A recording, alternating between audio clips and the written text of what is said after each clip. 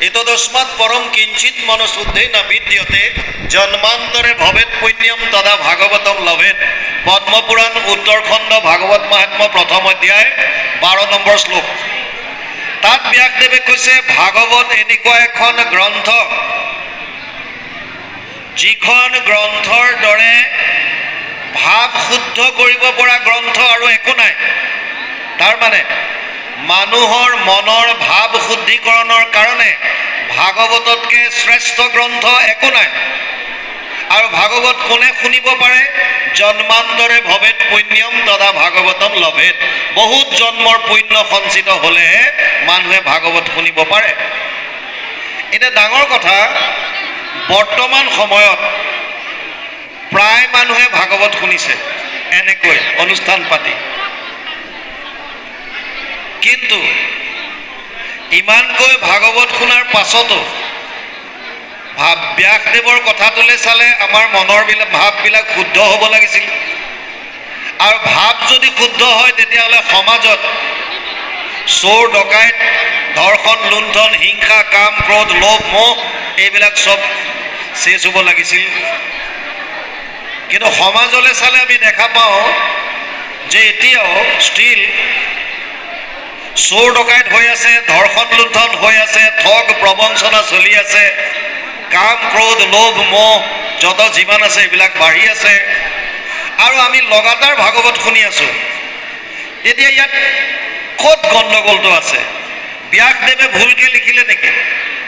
ব্যাসদেৱেতো ভুল কৰিব নোৱাৰে, তেওঁ ভগৱানৰ অংশ। ব্যাস নামে ভৈলা সত্যৱতীৰ সন্ততি, দেখিলাহা প্ৰজা ভৈলা আতি অল্পমতি, কৰিলা অনেক শাখা চাৰিও বেদৰ, ভাৰত পুৰাণ শাস্ত্ৰ নিৰ্মিলা বিস্তৰ। গতিকে ব্যাসদেৱ ভগৱানৰ অংশ, অৱতাৰ, তেওঁ কেতিয়াও মিছা ক'ব নোৱাৰে। আমাৰ খেলি মেলিটো ক'ত হৈছে? 1 নম্বৰ খেলি মেলি বৰ্তমানৰ পৰিৱেশ। বেয়া নাপাব, মই ফৌজি মানুহ, চিধা চিধি কওঁ। বৰ্তমানৰ পৰিৱেশটো মানে আমি যেনেকৈ ভাগৱত শুনিব লাগে তেনেকৈ ভাগৱত শ্ৰৱণ কৰা নাই। আনুষ্ঠানিকতা ৰক্ষা কৰি কেৱল ভাগৱত পাতিব লাগে, পাতিছোঁ, আহিব লাগে, আহিছোঁ। ভাগৱতৰ তত্ত্বসমূহ জানিবৰ কাৰণে না আমাৰ ইচ্ছা আছে, না আমি শুনিব বিচাৰিছোঁ। আৰু যদি কাৰোবাৰ ইচ্ছাও আছে, তেওঁলোকক পৰিৱেশটো সেইটো দিয়া নাই শুনিবৰ কাৰণে। আৰু সেইকাৰণে যেনেকৈ আহে তেনেকৈ খালী হৈ গুচি যায়, একো নাপায়। 1 নম্বৰ কথা, যেনেকৈ শুনিব লাগে তেনেকৈ হয়তো আমি ভাগৱত শুনিব পৰা নাই। 2 নম্বৰ কাৰণ, যিসকল ব্যাখ্যাকাৰ বা আলোচক আপোনালোকে নিমন্ত্ৰণ দিয়ে আমাৰ দৰে, আমি হয়তো ভাগৱতৰ তত্ত্বসমূহ শ্ৰোতাৰ হৃদয় স্পৰ্শ কৰি সোমোৱাই দিয়াত বিফল হৈছোঁ, আমি হয়তো পৰা নাই। 3 নম্বৰ কাৰণ হ'ব পাৰে, যদিও ভাগৱত ইমানকৈ জোৱাৰ উঠিছে ভাগৱতৰ, চাৰিওফালে কেৱল ভাগৱত ভাগৱত ভাগৱত, তথাপিও এটা চামে হয়তো এতিয়াও ভাগৱত শ্ৰৱণ কৰাৰ পৰা নিজকে আঁতৰাই ৰাখিছে। কাষতে হৈ আছে, মোৰ মন নাই। কায়িকভাৱে আহিছোঁ, বহি আছোঁ, বেলেগ কথাত ব্যস্ত আছোঁ, শুনিবলৈ মন নাই। আৰু নহ'লে 4 নম্বৰ কাৰণ, শুনাটো শুনিছোঁ, বুজাটো বুজিছোঁ, কিন্তু মানিবলৈ মন নাই। যেতিয়া ভগৱান কৃষ্ণ শান্তিদূত হৈ হস্তিনাপুৰলৈ গৈছিল কুৰুক্ষেত্ৰ যুদ্ধৰ প্ৰাক মুহূৰ্তত, আৰু দুৰ্যোধনক কৈছিল, দাদা দুৰ্যোধন, যদি তুমি ইচ্ছা কৰা কুৰুক্ষেত্ৰৰ যুদ্ধ নোহোৱাকৈ থকাটো, তুমি মাত্ৰ এটা কাম কৰা। দুৰ্যোধনে সুধিছিল, কেশৱ কি কৰিব লাগিব? বোলে 5খন গাঁও দিয়া মাত্ৰ, পঞ্চ পাণ্ডৱক মই মনাম, কেৱল মাত্ৰ 5খন গাঁও দিয়া। দুৰ্যোধনে কৈছিল, 5খন গাঁওটো দূৰৰ কথা, মই বেজীৰ আগত উঠা সামান্য মাটিকণো বিনা যুদ্ধে নিদিওঁ। আৰু তেতিয়া ভগৱান কৃষ্ণই দুৰ্যোধনক সুধিছিল, দাদা দুৰ্যোধন, তুমি ধৰ্ম কি জানানে নাই?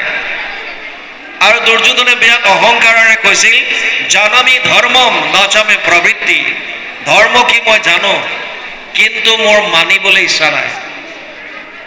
অধৰ্ম কি জানানে নাই? জানামি অধৰ্মম নাচামে নিবৃত্তি, অধৰ্ম কি সেইটোও জানো, কিন্তু নকৰাকে থাকিব নোৱাৰো। আৰু সুবিধা লৈছে, কেনাবি দেৱেনা হৃদি স্থিতম যথা নিয়োজয়সি তথা কৰমি, মহাপুৰুষ মাধৱদেৱে এজোকা শ্লোকৰ অনুবাদ ঘোষাত কৰিলে, ধৰ্মক জানো সময় তথাপি প্ৰবৃত্তি নাই, অধৰ্মত নিবৃত্তি নহয়, হৃদিস্থিত হোৱা তুমি যেন কৰাবাহা স্বামী, ঋষিকেশ কৰিব তেনেয়। সেইকাৰণে এই চাৰিটা কাৰণত হয়তো ভাগৱত ইমানকৈ শুনাৰ পাছতো আমাৰ কোনো সলনি হোৱা নাই বা ৰূপান্তৰ ঘটাব পৰা নাই। এক নম্বৰ কাৰণ, যেনেকৈ শুনিব লাগে তেনেকৈ শুনা নাই। ভাগৱত কেৱল এটা অনুষ্ঠান নহয়। আপোনালোকে বহু দিনৰ প্লানিং কৰিছে, কেইবামাহ জোৰা ইয়াত যিসকল উদ্যোক্তা তেওঁলোকে সময় লগাইছে, প্লানিং কৰিছে বিভিন্ন ধৰণে, দান বৰঙণি আপোনালোকে আগবঢ়াইছে এই 4 দিনৰ কাৰণে যে আমি ইয়াত ভাগৱত শ্ৰৱণ কৰিম। কিন্তু ভাগৱত শ্ৰৱণ কৰিবলৈ কায়িকভাৱে আহি মনটো যদি গ্ৰাম্য কথাত আমি থৈ দিওঁ, তেতিয়াহ'লে তাৰ পৰা বিশেষ লাভ নহ'ব। বল কি নাম অপৰাধে চুৱে। যদি ভাগৱত শ্ৰৱণ কৰিবলৈ আহি গ্ৰাম্য কথা পাতি থকা হয়, তেতিয়াহ'লে এইটো নামৰ অপৰাধ হয়। সেইকাৰণে পুণ্যতকৈ পাপৰ ফালে বেছি ঢাল খোৱাৰ শংকা থাকে। সেইকাৰণে যিকণ সময় শুনে সেইকণ সময় শ্ৰদ্ধা সহকাৰে শুনিব লাগে। আপোনালোকে জানে মই SSBত আছিলোঁ এছিষ্টেণ্ট কমাণ্ডেণ্ট হিচাপে। 2022ত মই ভলণ্টিয়াৰ ৰিটায়াৰমেণ্ট ল'লোঁ ভকতৰ লগত থাকিম বুলি, আৰু তেতিয়াৰ পৰা মই ঘূৰি আছোঁ মানুহৰ মাজত। বাহিৰত যেতিয়া ভাগৱতৰ অনুষ্ঠান হয়, তাত একেলগে 50,000-ৰ পৰা 1 লাখ শ্ৰোতাই শুনিব পৰা পেণ্ডেল বনায়। 50,000 to 1 লাখ একেলগে এট এ টাইম বহি পেলাই শুনিব পৰা ছিষ্টেম থাকে। আৰু 3 ঘণ্টা মাত্ৰ ভাগৱত হয় এটা শিডিউলত, ৰাতিপুৱা 9টাৰ পৰা 12টালৈকে বছ। যদি বিৰাট ডিমাণ্ড আহে তেতিয়া হয়তো আবেলি আকৌ 3টাৰ পৰা 6টালৈকে হয়, খতম। এইখিনি পৰিৱেশৰ কাৰণে এইখিনি সময়টো খালী ৰাখে। 9টাৰ পৰা 12টা বন্ধ কৰি দিয়ে, খোৱা বোৱা যোনে যি কৰিবলৈ আছে কৰা। আকৌ 3টাৰ পৰা 6টালৈকে যিকণ সময় শুনে সেইকণ সময়ৰ মাজত কোনো ডিষ্টাৰ্বেঞ্চ নাথাকে, কেৱল ভাগৱত শুনিব। এবাৰ এনেকৈ ভাগৱত হৈ থাকোঁতে এটা চোৰক কেইজনমান মানুহে খেদি আনিলে। চোৰটোৱে বাচিবলৈ উপায় নাপায় এই শ্ৰোতাৰ মাজত সোমাই বহি গ'ল, আৰু শ্ৰোতাৰ মাজত সোমাই যোৱাৰ কাৰণে সি এজন শ্ৰোতাৰ দৰে অভিনয় কৰিবলৈ ধৰিলে।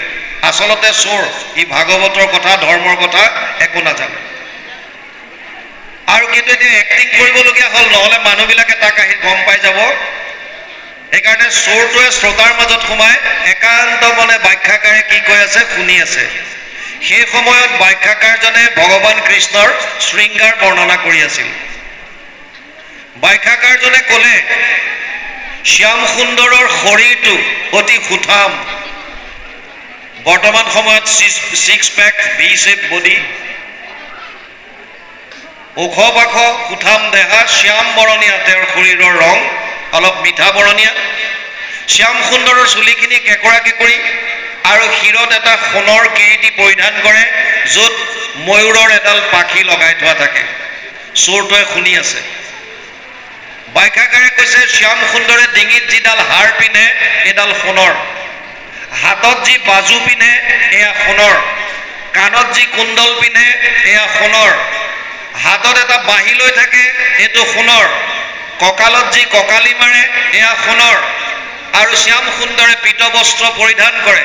চোৰটোৱে ভাবিছে ইমান ধনী মানুহ নে, চব গোটেই সোণৰ অলংকাৰে ভৰাই পেলাইছে, ইয়াৰ এড্ৰেছটো ল'ব লাগিব। যদি এড্ৰেছটো পাই যাওঁ বেলেগত চুৰ কৰাতকৈ তাৰ ঘৰতে সিন্ধি মাৰি দিম, খেলা শেষ। সেইকাৰণে আৰু একান্ত মনে শুনিছে যে দেখিবলৈ কেনেকুৱা হ'ব। আৰু ব্যাখ্যাকাৰজনে শৃংগাৰ বৰ্ণনত সুন্দৰভাৱে কৃষ্ণৰ ৰূপ বৰ্ণনা কৰিছে। অতি সুন্দৰ, ওখ পাখ, আজানুলম্বিত, বাহু তেওঁৰ আঁঠুৰ তললৈকে পৰে, বাহু খুব সুন্দৰ দৰে, ভুজংগৰ দৰে, আৰু শ্যাম বৰণীয়া, শৰীৰটো তেওঁ মিঠা বৰণীয়া, সোণৰ অলংকাৰেৰে গোটেই ভৰাই ৰাখিছে শৰীৰ। চোৰটোৱে একান্ত মনে যিজন শ্যাম সুন্দৰৰ কথা কৈছিল এনেকুৱাকৈ ৰূপটো মনত ধাৰণ কৰিছে যাতে দেখিলে চিনি পায়। আৰু ভাগৱতৰ 3 ঘণ্টা ব্যাখ্যা হোৱাৰ পাছতে লাহেকে আহি ব্যাখ্যাকাৰজনৰ ভৰিত দীঘল দি পৰিল আৰু ক'লে, হে প্ৰভু আপুনি যিজন শ্যাম সুন্দৰৰ বৰ্ণনা কৰি আছিল তেওঁৰ ঠিকনাটো অকণ লিখি দিয়ক, এড্ৰেছটো দিয়ক, ক'ত লগ পাম। ব্যাখ্যাকাৰে ভাবিলে যে ভকত দুই ধৰণৰ, শ্ৰোতা দুই ধৰণৰ। এবিধ হয় ভাৱত বিভোৰ হৈ থাকে, একদম কথাৰ লগে লগে তেওঁলোক ভাৱ সাগৰত উৰি যায়, আৰু এপিনে ৰস পান কৰি থাকে, ৰসিক। ভাবিলে এওঁ ভাৱত বিভোৰ হৈ আছে, গতিকে ক'লে যে শুনা, তুমি ইয়াৰ পৰা ট্ৰেইনত উঠা, ইয়াৰ পৰা এক ৰাতিৰ যাত্ৰা বৃন্দাবন নামে এটা ষ্টেচন, তাত তুমি নামিবা, নামি পেলাই যাকে তুমি শ্যাম সুন্দৰৰ ঠিকনা সোধা চবেই তোমাক তেওঁৰ ঘৰ দেখুৱাই দিব। ই ভাবিলে ধনী মানুহটো চবেই চিনি পাই চাগে, কি দিগদাৰ আছে। সেইকাৰণে খোৱা বোৱা বাদ দিলে, চিধা গৈ ৰেলৱে ষ্টেচনত গৈ বৃন্দাবনত যাবৰ কাৰণে টিকেট লৈ উঠিল। মনত কেৱল শ্যাম সুন্দৰৰ ৰূপটো ধাৰণ কৰিছে, মিঠা বৰণীয়া, কেঁকৰা কেঁকৰি চুলি, কিৰীটি পৰিধান কৰিছে, ওপৰত ময়ূৰৰ পুচ্ছ, ডিঙিত সোণৰ হাৰ, কৰ্ণত সোণৰ কুণ্ডল, হাতত সোণৰ বাঁহী, সম্পূৰ্ণ ৰূপটো ধাৰণ কৰি লৈছে। ৰাতিপুৱা বৃন্দাবন ষ্টেচনত নামিল,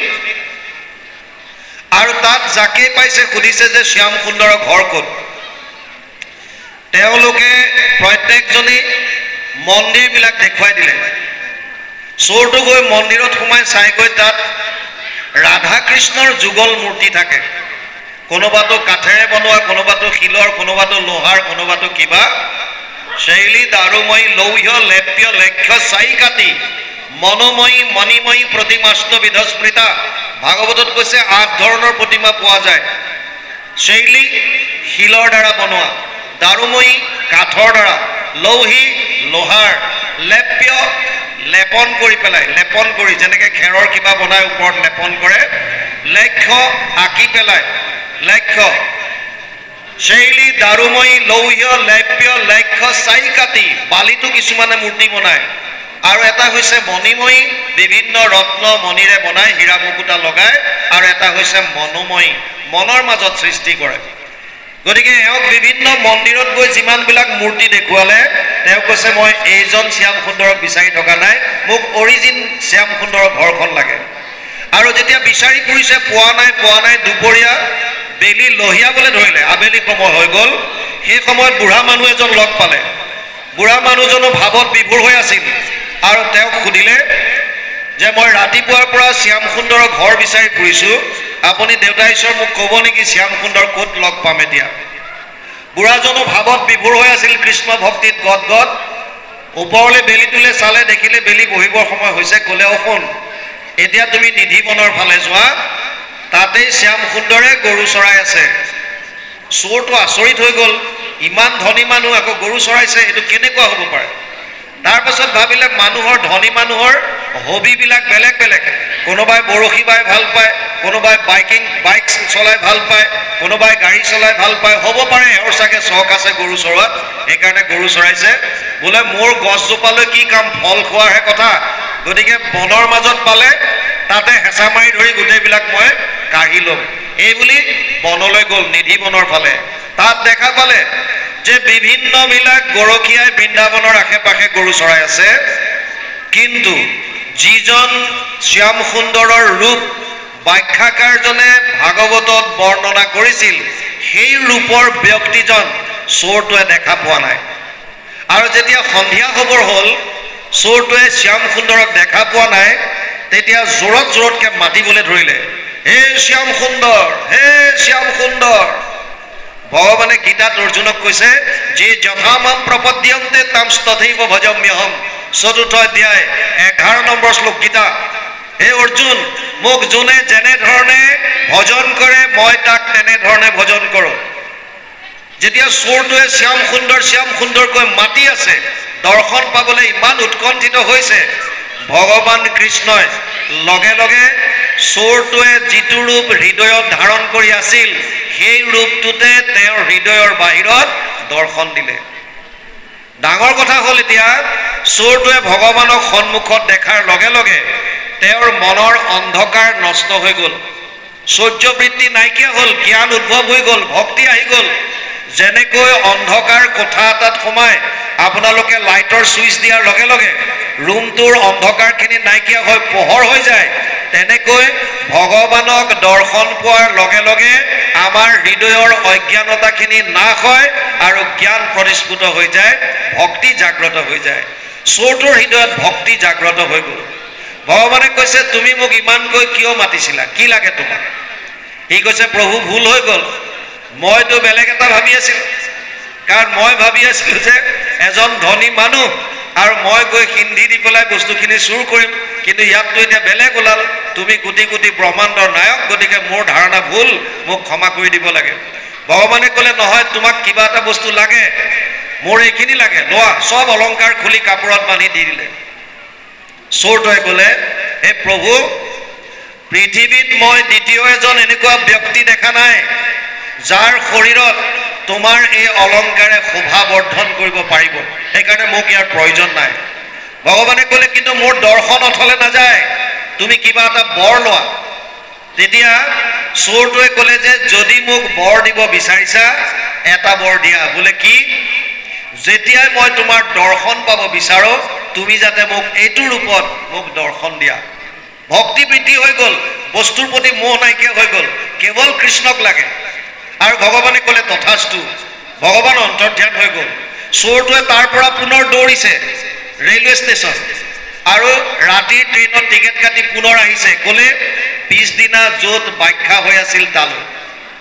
ৰাতিপুৱা আহি পাই ব্যাখ্যাকাৰজনৰ ভৰিত দীঘল দি পৰিল আৰু ক'লে প্ৰভু, কালি আপুনি ভাগৱত ব্যাখ্যা কৰি থাকোঁতে মই অকণমান সময় মাত্ৰ আপোনাৰ মুখেৰে ভাগৱত শ্ৰৱণ কৰিছিলোঁ, য'ত আপুনি ভগৱান কৃষ্ণৰ শৃংগাৰ বৰ্ণনা কৰি আছিল। অকণমান সময় আপোনাৰ মুখেৰে ভাগৱত শ্ৰৱণ কৰি মই আপোনাৰ পৰা ঠিকনালৈ বৃন্দাবনলৈ গ'লোঁ আৰু বৃন্দাবনত স্বচক্ষে মই শ্যাম সুন্দৰৰ দৰ্শন পাই আহিছোঁ। ব্যাখ্যাকাৰজনে ক'লে অসম্ভৱ, এইটো কেতিয়াও সম্ভৱ হ'ব নোৱাৰে। কিয়? কাৰণ মই এতিয়ালৈকে 1000 বাৰ ভাগৱতৰ ব্যাখ্যা কৰিলোঁ, ময়ে শ্যাম সুন্দৰক দেখা নাই, আৰু তই অকণমান শ্ৰৱণ কৰি কেনেকৈ দেখা পাব পাৰিবি? বিশ্বাস। চোৰটোৱে ক'লে যে মই মিছা কোৱা নাই, আপুনি মোক যেনেকৈ ঠিকনা দিলে তেনেকৈ মই বৃন্দাবনলৈ গ'লোঁ আৰু শ্যাম সুন্দৰক বিচাৰি বিচাৰি শেষত মই মনত তেওঁক স্বচক্ষে দৰ্শন কৰি আহিছোঁ। ব্যাখ্যাকাৰজনে হুক হুকাই কান্দিবলৈ ধৰিলে। হয়তো মোৰ মনত এতিয়াও মলিনতা আছে, কপটতা আছে, যাৰ কাৰণে মই এতিয়াও ভগৱানৰ দৰ্শন স্বচক্ষে কৰিব পৰা নাই। যেতিয়া কান্দিবলৈ ধৰিলে চোৰটোৱে কৈছে যে সঁচাকৈ আপুনি দেখা নাই নে? বোলে নাই দেখা, কিন্তু আপুনি যিহেতু মোক ভগৱানক দৰ্শন কৰাই দিলে, আজিৰ পৰা আপুনি মোৰ গুৰু হ'ল। অখণ্ড মণ্ডলাকাৰম ব্যাপ্তম য়েন চৰাচৰম তদ পদম দৰ্শিতম য়েন তস্मै শ্ৰী গুৰুৱে নমঃ।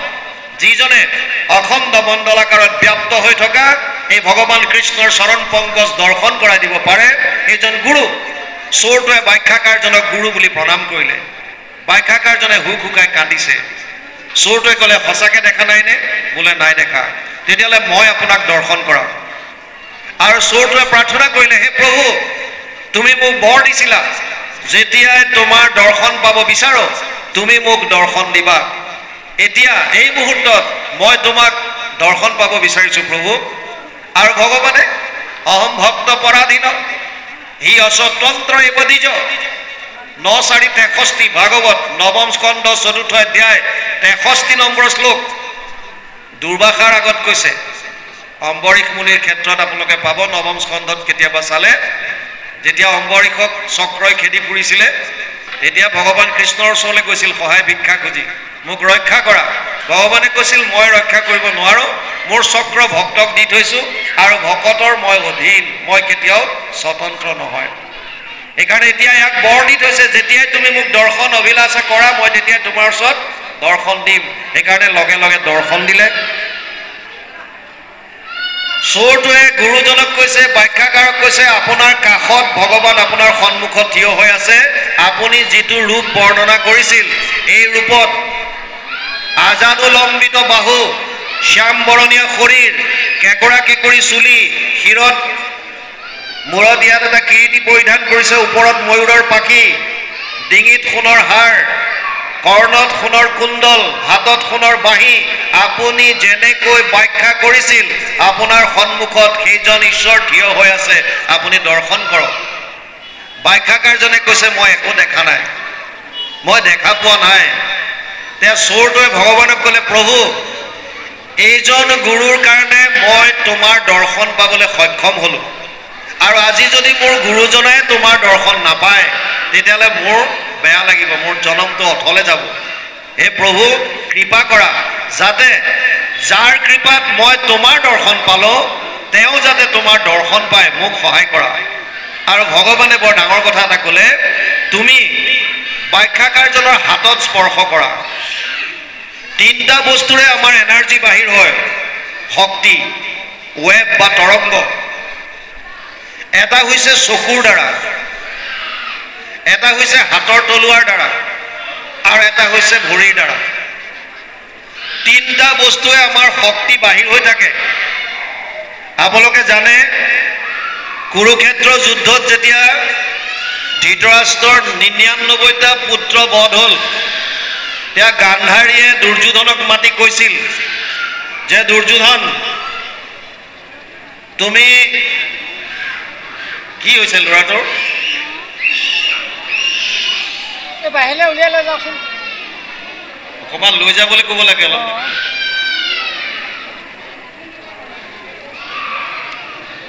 গান্ধাৰীয়ে দুৰ্যোধনক কৈছিল, হে দুৰ্যোধন মই তোমাক এটা উপায় দিওঁ, তুমি গংগাত স্নান কৰি উলংগ হৈ মোৰ ওচৰলৈ আহা, আৰু মই মোৰ চকুত বান্ধি থোৱা কাপোৰখন খুলি তোমাৰ শৰীৰত দৃষ্টি নিক্ষেপ কৰিম।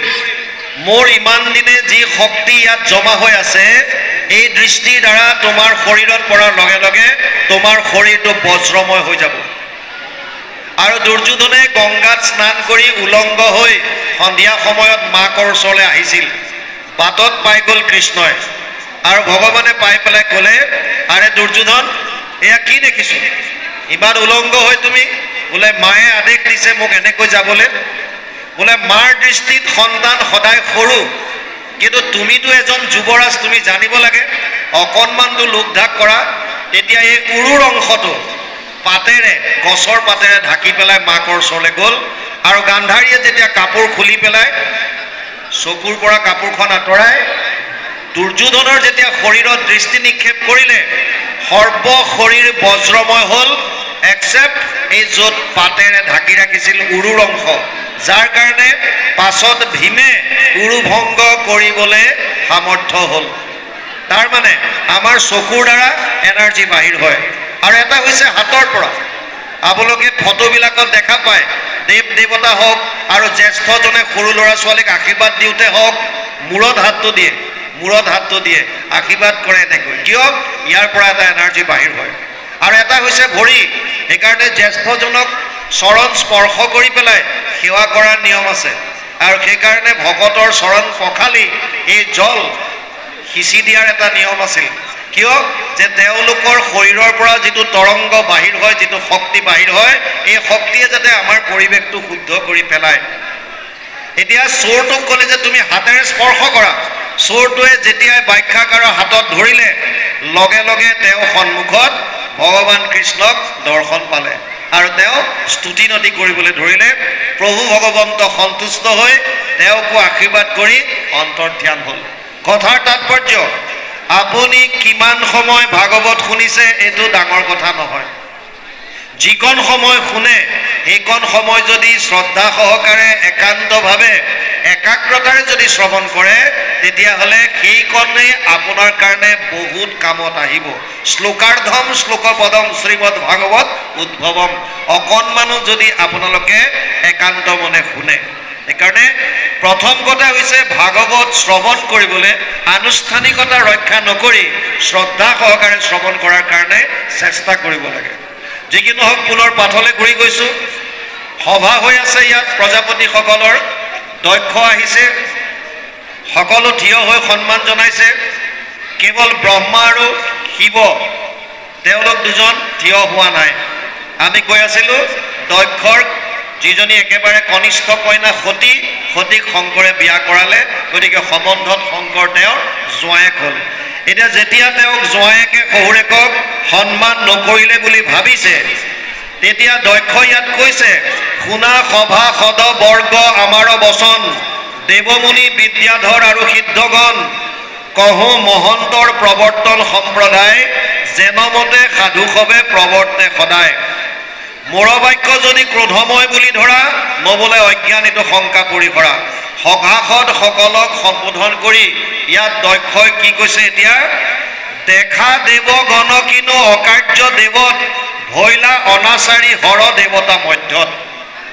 হে দেৱতা সমষ্ট, তোমালোকে এটা কথা চোৱা, এই আমাৰ মাজতে থকা হৰ মানে শিৱ বা মহেশ, তেওঁ অনাচাৰী হ'ল। কিয়? আচাৰ এৰিলে। আচাৰ কি? জ্যেষ্ঠজনক সন্মান কৰা। কাক? শহুৰেকক। শহুৰেকক সন্মান নকৰিলে, অৰ্থাৎ দক্ষৰ মতে মই তোৰ শহুৰেক, গতিকে তই মোক সন্মান কৰিব লাগে, মোক তই উঠি সন্মান অভিবাদন কৰিব লাগিছিল, নাই কৰা। গতিকে শিৱই আচাৰটো মনা নাই কাৰণে অনাচাৰী হ'ল বুলি ইয়াত কৈছে। তাৰ পাছত কি কৈছে, মোৰ বাক্য যদি ক্ৰোধময় বুলি ধৰা, নবোলো অজ্ঞানে এইটো শংকা পৰি ভৰা। দেখা দেৱ গণ কিনো অকাৰ্য দেৱত, ভৈলা অনাচাৰী হৰ দেৱতা মধ্যত, আনিলা শংকৰে দেৱতাৰ খিলিংকাৰ, সংসাৰে থাপিলা আনি দুৰ্যোগ অপাৰ। এই শংকৰৰ কাৰণে দেৱতাৰো বদনাম আহিব এতিয়া। কিয়? কাৰণ দেৱতাসকলে আচাৰ ধৰ্ম য'ত পালন কৰে, তাৰ মাজত শংকৰৰ দৰে এজন আছে, যিজনে কোনো আচাৰ নেমানে, নীতি নিয়ম নেমানে, জ্যেষ্ঠজনক সন্মান নকৰে। গতিকে সমস্ত দেৱতাৰী অপযশ আনিব। ইয়ালৈকে কৈছে এতিয়া কৃষ্ণ।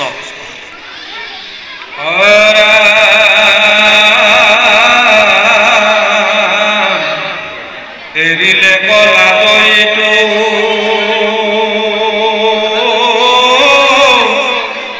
অভয়না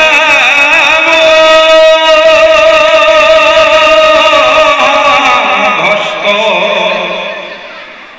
সৰ্জনৰ কণ্ঠ ৰীলা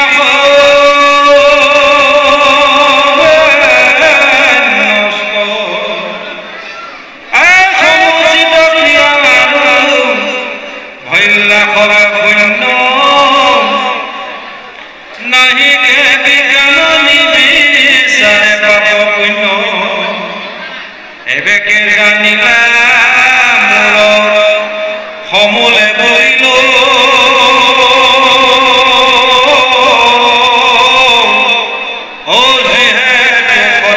মূল অবিবাহ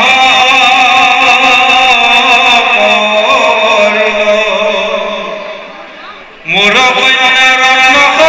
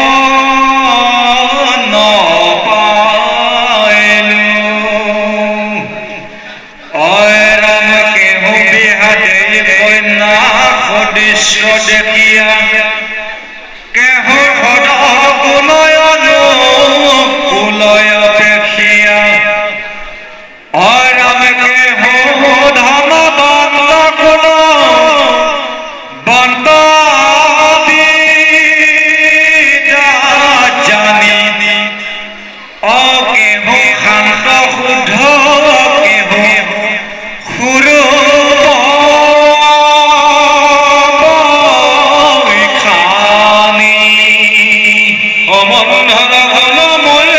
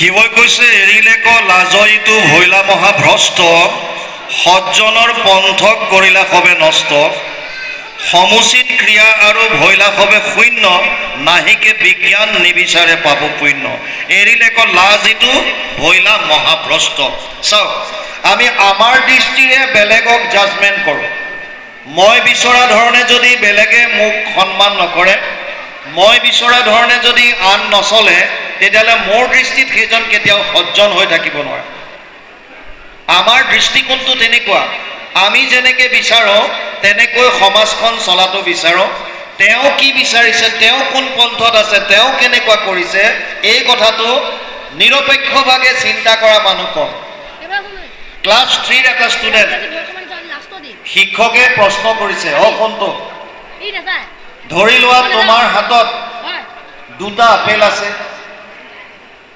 মই প্ৰথমতে তোমাক এই দুটা আপেল দিলোঁ আৰু মই গছৰ পৰা ছিঙি আনি তোমাক তিনিটা আপেল আকৌ দিলোঁ তোমাৰ হাতত কেইটা হ'ব শিক্ষকে ক্লাছ 3 সৰু ল'ৰা এটাক প্ৰশ্ন কৰিছে সন্তোষ ধৰি লোৱা মই তোমাক আগতে দুটা আপেল দিলোঁ তোমাৰ হাতত দুটা আছে আৰু এতিয়া মই গছৰ পৰা আকৌ তিনিটা ছিঙি আনি তোমাক দিলোঁ তোমাৰ হাতত কেইটা আপেল হ'ব ল'ৰাটোৱে গন্তি কৰিছে আৰু কৈছে ছাৰ 6টা শিক্ষকে কৈছে শ্ৰেণীকোঠাৰ ভিতৰত তই 1 নম্বৰ ষ্টুডেণ্ট আৰু তই ইমান সৰু কথা এটা জনা নাই মই কৈছোঁ যে প্ৰথমতে তোক মই দুটা আপেল দিলোঁ আৰু গছৰ পৰা ছিঙি আনি আকৌ তিনিটা দিলোঁ তোৰ হাতত এতিয়া কেইটা আপেল হ'ব সি আকৌ গন্তি কৰি পেলাই কৈছে ছাৰ 6টা হ'ব শিক্ষকৰ খং উঠি আহি আছে ইমান সৰু কথা এটা পৰা নাই আৰু 2-3 বাৰ সুধিছে ল'ৰাটোৱে একে উত্তৰ দিছে 6টা হ'ব শেষত 1 চৰ মাৰি দিলে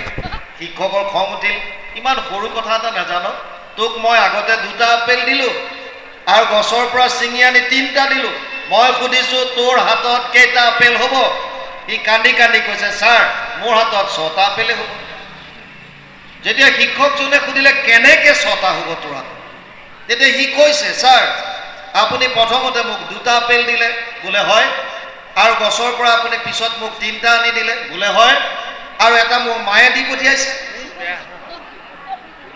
গতিকে মোৰ হাতততো 6টাই আছে শিক্ষকজনে তেতিয়া অনুভৱ কৰিছে যে হয় মোৰ দৃষ্টিকোণত ল'ৰাটো অশুদ্ধ কিন্তু ল'ৰাটোৰ দৃষ্টিকোণত সি শুদ্ধ আমি কেতিয়াও বেলেগক আমাৰ দৃষ্টিকোণৰ দ্বাৰা জাজমেণ্ট কৰাটো একেবাৰে ভুল প্ৰথমতে আপুনি এটা বেছ ৰাখিব লাগিব শাস্ত্ৰসন্মত সেইকাৰণে ভগৱান কৃষ্ণ অৰ্জুনক কৈছিল তস্মাৎ শাস্ত্ৰম প্ৰমাণম তে কাৰ্য ব্যৱস্থিত জ্ঞাত্বা শাস্ত্ৰ বিধানোক্তম কৰ্ম কৰ্তুমিহ অৰ্হসি হস্তাদশ অধ্যায় 24 নম্বৰ শ্লোক গীতা হে অৰ্জুন তোৰ কাৰ্য অকাৰ্যৰ ক্ষেত্ৰত শাস্ত্ৰ প্ৰমাণ হ'ব তই যিটো কৰিবলগীয়া যিটো নকৰিবলগীয়া কোনটো ধৰ্ম কোনটো অধৰ্ম কোনটো সত্য কোনটো অশুদ্ধ ইয়াত সম্পূৰ্ণৰূপে প্ৰমাণ এটাই আছে এইটো হৈছে শাস্ত্ৰ মই কি ভাবিছোঁ মই ভবাটোৱে যে শুদ্ধ হ'ব এইটো নহ'ব পাৰে বৰ্তমান সময়ত প্ৰত্যেকখন সমাজত এই ঘটনাটো চলি আছে মই যেনেকৈ কওঁ তেনেকৈ চব চলক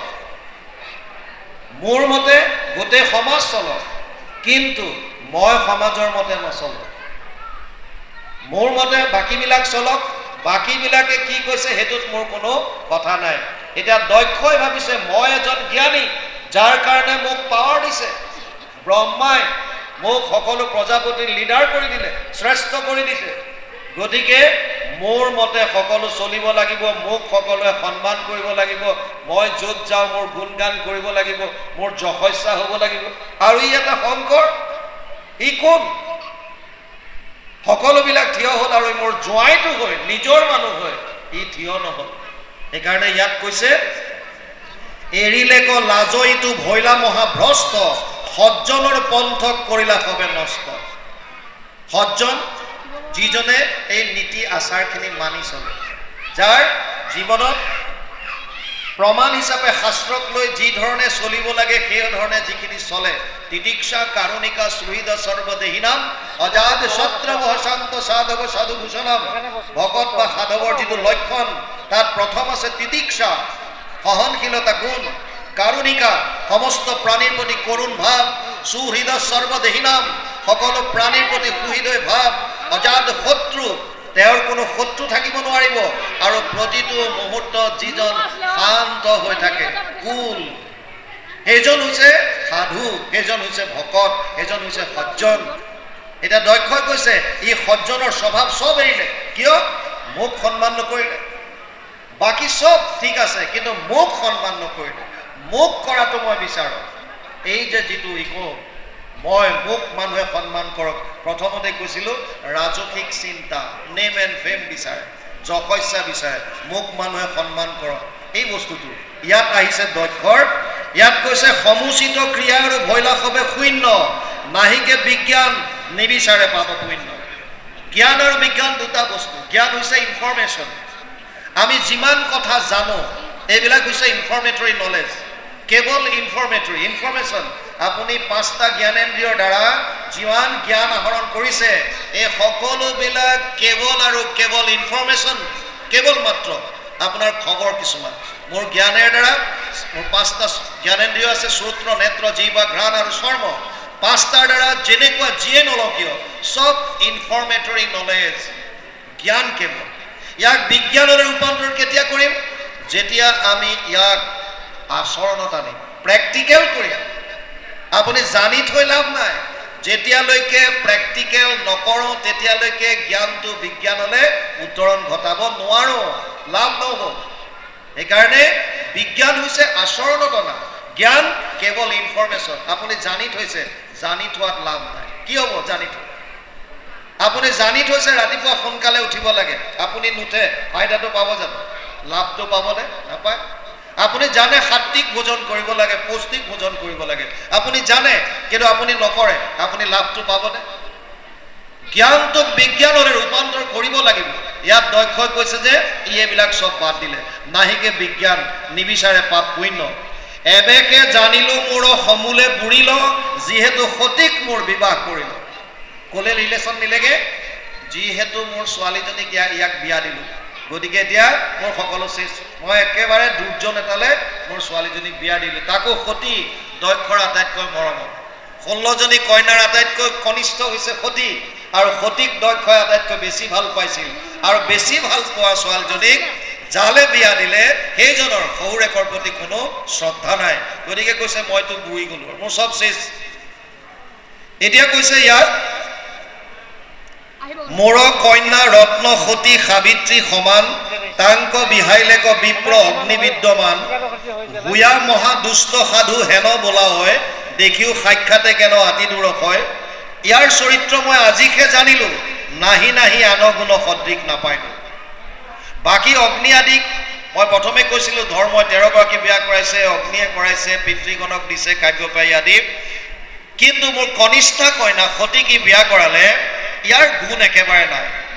মানুহে কন্যা সন্তান বিয়া দিয়ে কেইবাটাও বস্তু চায়, শাস্ত্ৰই কি কৈছে শুনক, কেহু বিহা দেই কন্যা সদৃশ দেখিয়া। কোনোবাই যেতিয়া ছোৱালী যেতিয়া ডাঙৰ হৈ আহে তেতিয়া আমাৰ এটা চিন্তা হয়, ছোৱালীজনী কাৰ লগত সম্বন্ধ কৰিম, কাৰ ঘৰলৈ পঠিয়াম। কাৰণ 25-30 বছৰ আমি নিজৰ আটাইতকৈ মৰমত ছোৱালীখিনি ডাঙৰ দীঘল কৰোঁ। ছোৱালী বা আইসকলৰ এটা মাহাত্ম্য আছে, যিজনী ছোৱালীয়ে 25-30 বছৰ এখন ঘৰত থাকি ডাঙৰ দীঘল হৈ কেৱল এটা মুহূৰ্তত এজন পৰপুৰুষৰ ডিঙিত মালা এধাৰি পিন্ধাই দিয়াৰ লগে লগে সেই ঘৰখন সম্পূৰ্ণৰূপে ত্যাগ কৰি পেলাই আন এখন ঘৰ নিজৰ কৰিবলগীয়া পৰা ত্যাগ তেওঁলোকক দিয়ে। কিমান এটা ত্যাগ এইটো। সেইকাৰণে মনুস্মৃতিত লিখিছে যত্ৰ নাৰীয়স্তু পূজ্যন্তে ৰমন্তে তত্ৰ দেৱতা, য'ত নাৰীৰ সন্মান কৰা হয় তাত দেৱতাই বাস কৰে। নাৰীৰ ত্যাগৰ মূৰ্তি।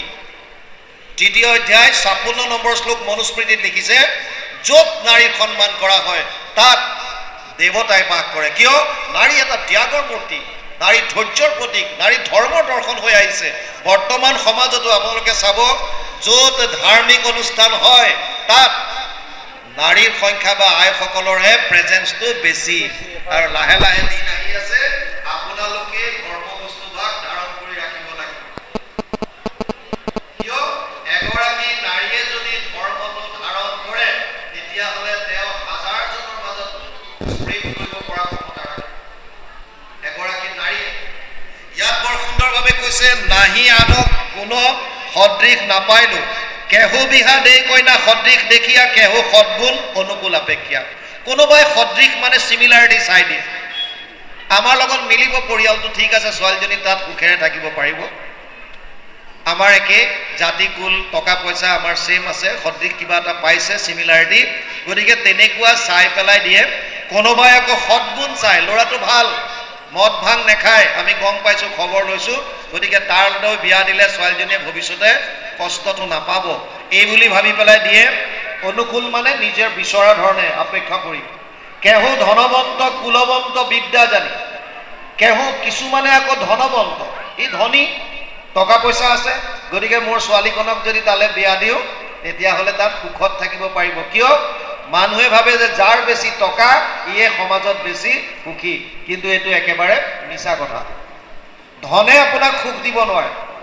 আপুনি টকা পইচাৰে 12 ইঞ্চি আপুনি মেট্ৰেছ কিনিব পাৰিব, কিন্তু টোপনিটো আনিব নোৱাৰে। আপুনি 12 ইঞ্চিৰ মেট্ৰেছ গাদীত বিচনাত লগাই ল'ব পাৰিব, টকা আছে আপোনাৰ, কিন্তু তাত খোৱাৰ পাছত টোপনিটো আপুনি টকাৰে কিনিব নোৱাৰে। এতিয়া বহুত মানুহ, ধনী ধনী মানুহ, আমি বিভিন্ন সমাজ, বিভিন্ন ছ'চাইটিৰ লগত চাকৰি সংক্ৰান্ততো বিভিন্ন লগত উঠা বহা কৰোঁতে দেখা পাইছোঁ। এনেকুৱা ধনী মানুহ আছে, ৰাতি শ্লিপিং টেবলেট নহ'লে টোপনি নাযায়, শ্লিপিং টেবলেট খাই ৰাতি শুৱে আৰু ৰাতিপুৱা মোবাইলত এলাৰ্ম দিয়াৰ কাৰণে সাৰ পায়। কমপ্লিট মেচিনাৰী কৰি পেলালে বডি, প্ৰকৃতিৰ কোনো কাম নাই তাত, চব মেচিনাৰী হৈ গ'ল। কিয়? পইচা। সুখটো পইচাই দিব নোৱাৰে, সুখটো আপোনাৰ ভিতৰত আছে। মই অলপ আগত কৈছিলোঁ সুখ আৰু দুখ দুইটা মনৰ বস্তু। এই দুটা বস্তু আপুনি যেতিয়ালৈকে বেলেগৰ হাতত দি থ'ব তেতিয়ালৈকে জীৱনত কষ্ট আৰু কষ্টই পাব। যিদিনা আত্মন্যেব আত্মনুতুষ্ট স্থিত প্ৰজ্ঞস্ত উচ্যতে, 2য় অধ্যায় গীতা 56 নম্বৰ শ্লোক, তাত বৰ সুন্দৰভাৱে কৈছে। অৰ্জুনে যেতিয়া প্ৰশ্ন কৰিছিল স্থিত প্ৰজ্ঞস্য কা ভাষা সমাধিস্থস্য কেশৱ স্থিতধি কিম প্ৰভাসেত কিম আজিত ব্ৰজেত কিম, 2য় অধ্যায় 54 নম্বৰ শ্লোক।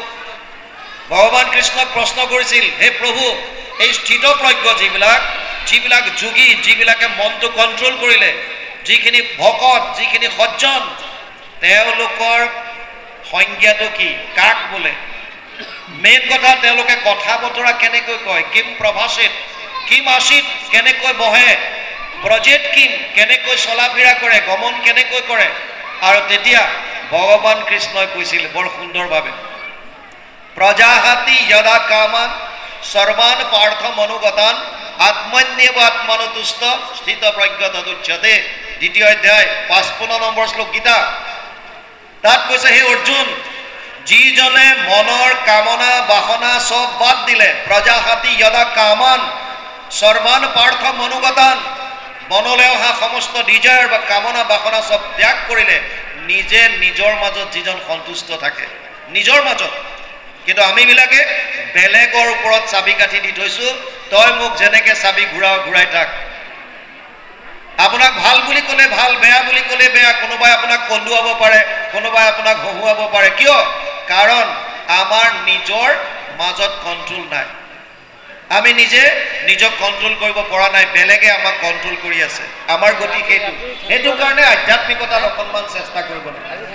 আপোনালোকে যদি আধা ঘণ্টা অকলে থকাৰ প্ৰেক্টিচ কৰে আধা ঘণ্টা কেৱল ইমান সহজ নহয় অকলে থকা মানে অকলে মানে কেৱল অকলে না মোবাইল না টিভি না কিতাপ না মেডিটেশ্যন না এক্সাৰচাইজ অকলে আধা ঘণ্টা এটা জেগাত আপুনি বহি থাকিব লাগিব কেৱল ভাৱ কি আহে আহক অকলে যদি আপোনালোকে অভ্যাস কৰিব পাৰে তেতিয়াহ'লে ইয়াৰ ফলটো আপোনালোকে গম পাব পিছত ফকাছ বাঢ়িব আপুনি নিজে নিজৰ মাজত সন্তুষ্ট হ'বলৈ শিকিব আত্মনিৰ্ভৰ আত্মসন্তুষ্ট নিজৰ মাজত সন্তুষ্টি লাভ কৰিব পাৰিব কিন্তু আমি নোৱাৰোঁ এনি টাইম বেলেগৰ ওপৰত ডিপেণ্ডেণ্ট আপুনি 1 মিনিট সময় অকলে থাকিব নোৱাৰে নহ'লে মোবাইল লাগিব নহ'লে কোনোবা এজন লাগিব নহ'লে টিভি লাগিব নহ'লে কিতাপ লাগিব নহ'লে শুব বিচাৰিব নহ'লে ক'ৰবাত যাব বিচাৰিব এনি টাইম আমাক বাহিৰৰ পৰা আমি সুখটো পাব বিচাৰি আছোঁ বাহিৰৰ পৰা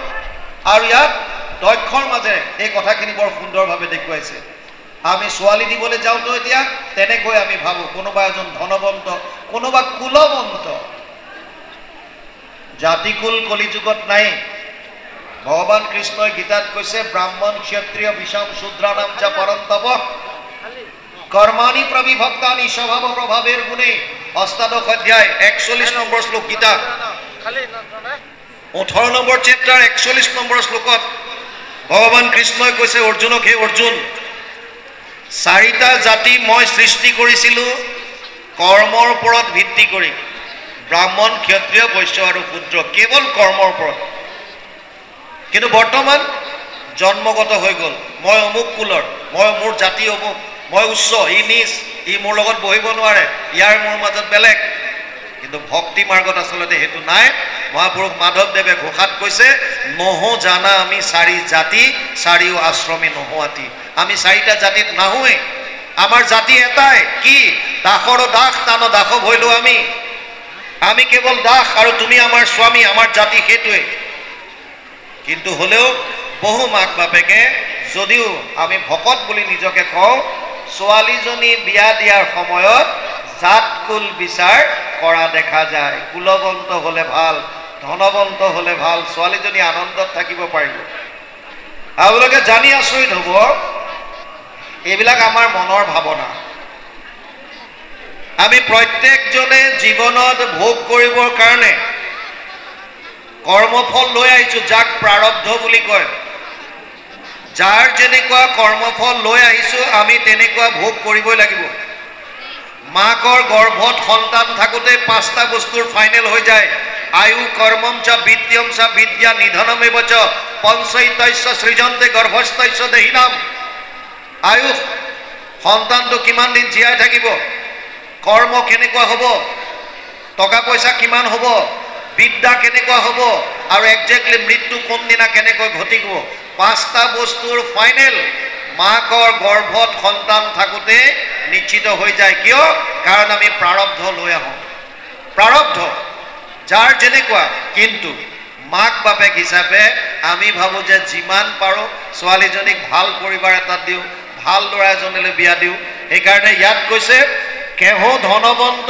কুলৱন্ত বিদ্যা জানি কেহো শান্ত শুদ্ধ কেহো সুৰূপ পখানি কোনোবাই শান্ত এজনক কোনোবাই ভাবে যে শুদ্ধ ইয়াৰ মনত কোনো বেয়া ভাৱ নাই পবিত্ৰ টোটেলি ভাল এনেকৈ ভাবি কোনোবাই আকৌ দেখা শুনাত ধুনীয়া সেইকাৰণে দিয়ে দেখিবলৈ ভাল ল'ৰাটো বাকী যি নহওক যি হওক দেখাই শুনাই ভাল গতিকে তালে বিয়া দিয়ে গতিকে ইয়াত দক্ষই কৈ আছে প্ৰত্যেক মাক বাপেকে ছোৱালী বিয়া দিয়াৰ ক্ষেত্ৰত এই কথাকেইটা গুৰুত্ব দিয়ে কিন্তু মই সম্বন্ধৰ গুণ মই একো নসাধিলোঁ অবিচাৰে শংকৰক কন্যা ৰত্ন দিলোঁ ইয়াৰ এটাও কোৱালিটি শংকৰৰ নাই না তেওঁ ধনৱন্ত অকল ভস্ম সানি পেলাই ঘূৰি ফুৰে গৈ পেলাই কৈলাশত বহি থাকে না ঘৰ দুৱাৰ আছে না টকা পইচা আছে না কিবা গতিকে না কুলৱন্ত একোৱে নাই কেৱল ভস্ম সানি কেতিয়াবা শ্মশানত পৰি থাকিল কেতিয়াবা কৈলাশত বহি থাকিল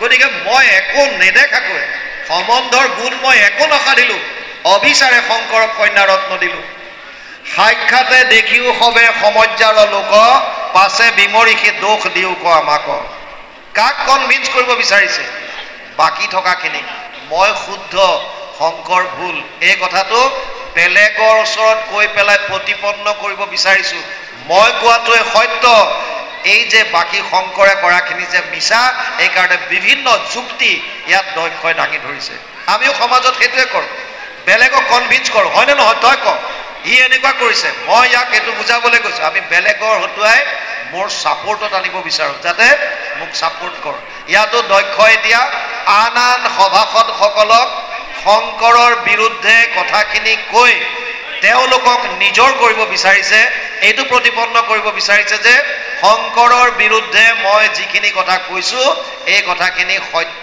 আৰু শুদ্ধ ইয়ালৈকে গৈছে কৃষ্ণ